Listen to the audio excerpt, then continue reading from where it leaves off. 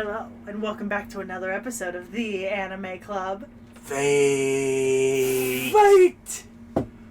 Oh, we're into free thoughts, which means that we should start with a recommendation of other stuff you should watch or do based on this. And I mean, I'm going to say right now, don't go watch Fate Stay Night 2006. Don't do that. Do go watch Zero and Grace Note and play the game. Go and watch the more movies. Fate and read Fate. All the Fate. All the fucking Fate. All of it. If I have to break away from Fate, just to break away from the status quo here, because obviously go watch more Fate if you didn't like Unlimited Blade Works, I'm going to recommend one anime, Recreators. It was done by a lot of the same staff that did Fate Zero and Unlimited Blade Works, because they broke off and started a studio, and that was one of the first anime they did. Yeah, I don't have a...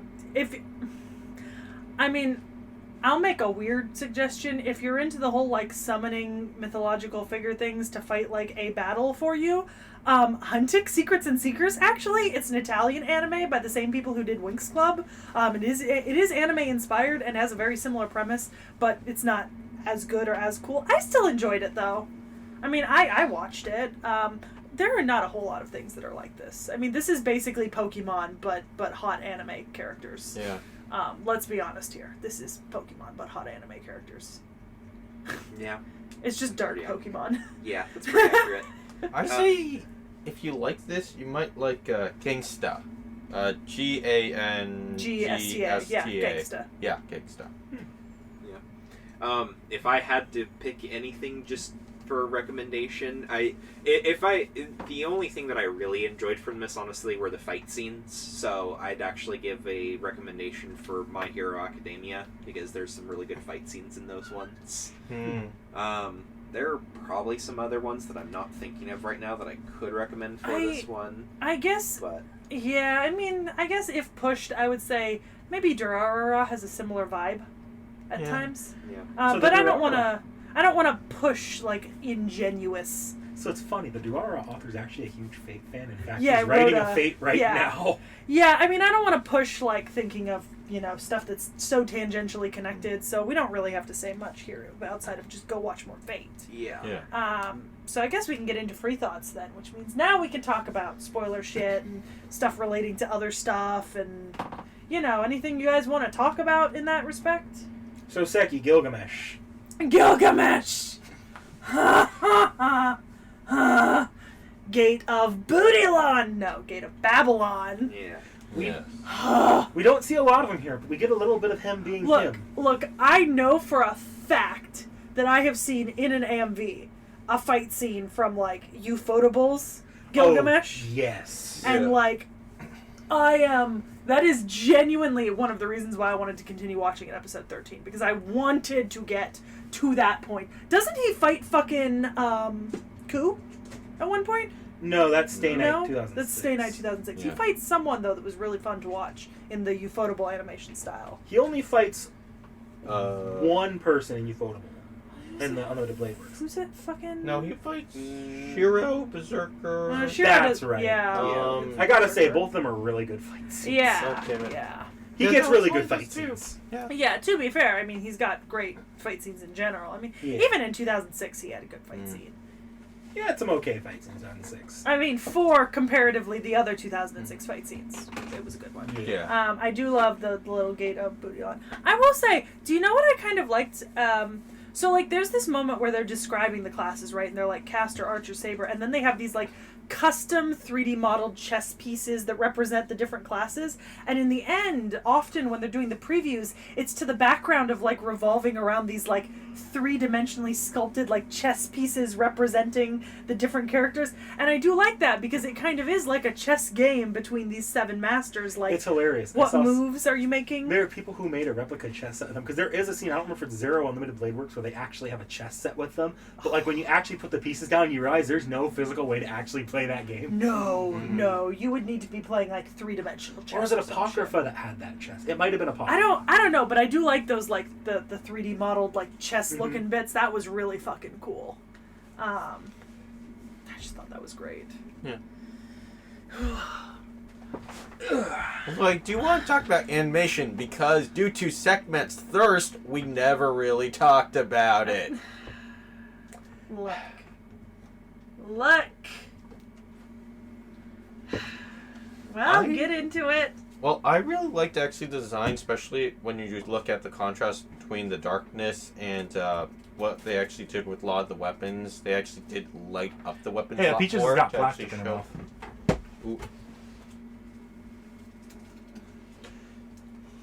They did actually like to light up the weapons to actually show the holiness of the weapon, along also to show you the angles and the contrast. That was really, really nice, and I love the look of that right there. Along also the showing of the light-sided day and the darkness of the night, most definitely, especially also if you consider in plot points where like a lot of the fights actually happened at night rather than in the day, where you also like starting the evening you'll actually start to actually see some of the effects of like what would happen at night. Like it was really nice. I'm not gonna say Yeah, more. this shit wasn't suffused in blue light with music that actually made me sleep. So, I guess this is a good time as any to bring it up.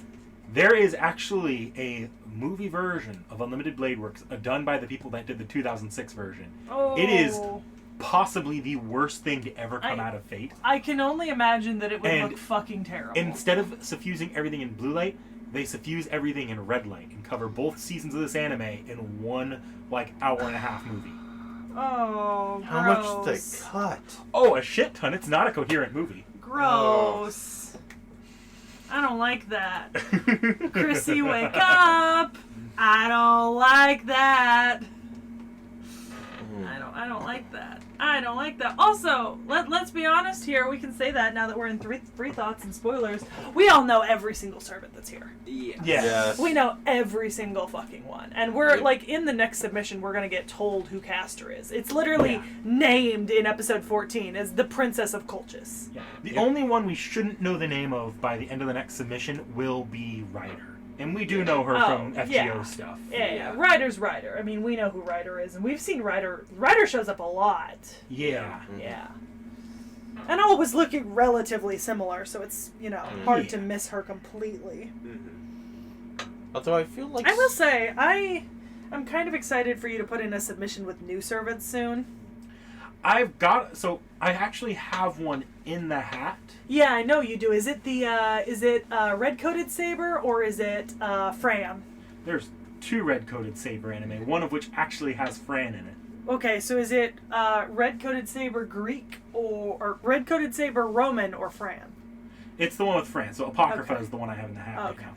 I will be putting Heaven's Feel on. I'm not going to push Heaven's Feel like I did Unlimited Blade Works. If it comes out of the hat, it comes out of the hat and we watch it. But even though I really love those movies, I don't plan to push us through them directly. Okay. That feels like something it would be nice to give us some time away with. Okay. we were talking a lot about Ryder's death, and I want to actually talk about this. It's like I feel that it was necessary in the story because it does show that servants are still powerful. They definitely can still die. Imminently killable. Yes. Yeah. Yep, you can absolutely decimate a servant. I mean, we kind of see that with Murderer Man going toe-to-toe with a servant with the Going with the toe-to-toe boost. with Saber. Yeah, like Man Yeah. going toe-to-toe with Saber. Like, sure, he's being boosted by Castor, but that is still Yeah. a Humie. Yeah. I don't know if we got his backstory here. Why No. he can actually We do didn't. No, we didn't. No. But, like, that is what I aspire to do in campaign. Let's be honest here. I am Yes. working very hard at achieving that. Yes. I mean, you have the health, you just need I the do. punch. I have The the health. damage is what I just- you're lacking now a little bit. Yeah. I need the punchiness. Yeah. Yeah. I like the moment at the very beginning where Ku is just like, that is sword number 37. The fuck are you hiding these things, bitch? like that is number 37. Yeah. Yep. We really actually do start to see, like, you're not who you say you are you? In terms of, like, what everyone else sees in Archer right there. Yeah. Yeah. I do also like the way that they introduce Ku. They're just like the spear. This is Ireland's Child of Light, Yeah. which is the title. Very few for people can fight with a spear like you do. as Yeah. fast as you can and keep up with, there are only 3 people I can think of, and then factoring this in, you can only be Ireland's Child of Light.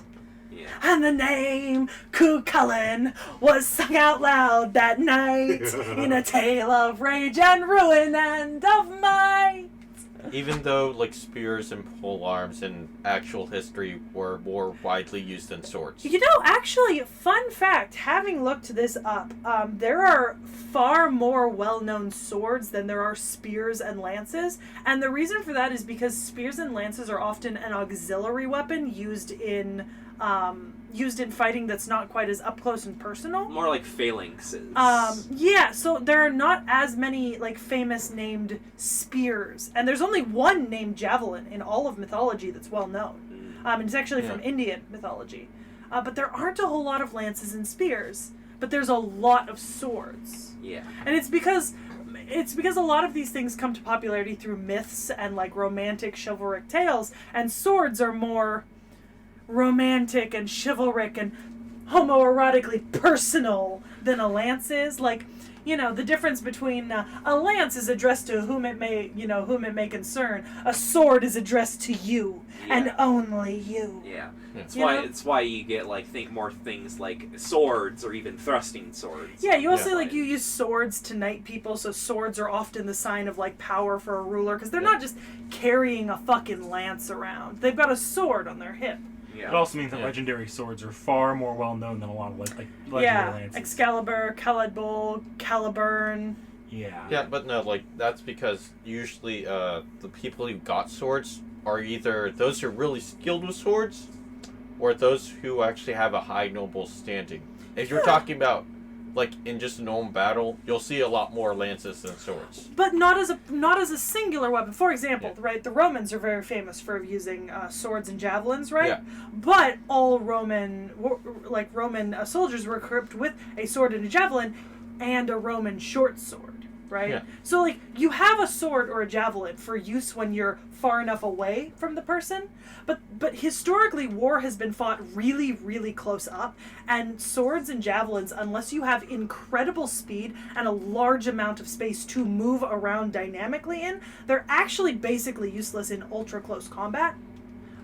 So swords are used more commonly in ancient combat, and you don't really get the kind of the bringing in of lances and javelins until you get as a main weapon, until you get horseback combat and chivalric jousting tournaments and stuff like that. In which case, with jousting matches, you just break your fucking spear every time you use it, so why would you name it, etc. Prior to Fate, if I'm remembering my knowledge on lances and spears a lot, the only ones that immediately would have come to mind would have been Guy Bolg and Guy Gungnir. Deerg.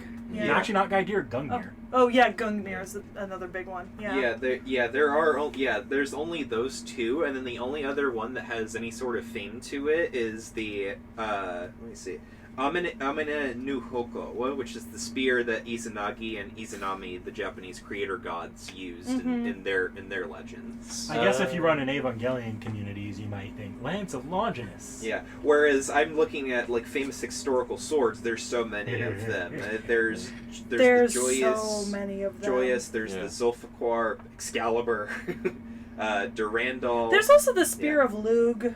Yeah. For me, Rhongomyniad. Yeah, that's sort of a lesser-known King Arthur one. If you knew King Arthur mythology, you would know Rhongomyniad, definitely. Yeah. There's also Shamshir, Zomdagger. Oh my goodness. Fam, you good? No, these words are so hard to pronounce. Yeah, that's the thing about those ancient words right there. What is it? Let me see. It's this one right here. Shamshir. Shamshir. Oh, Shamshir a Zumurrudgnar? Yeah. Something along those lines. lines. Yeah, no. Spears are not as commonly famous known. That does play into Fate a bit, where they're like, the swords are going to be the more reliable one. Yeah, it's interesting with the Lancers, because sometimes you get Lancers who aren't actually Lancers and shit like that.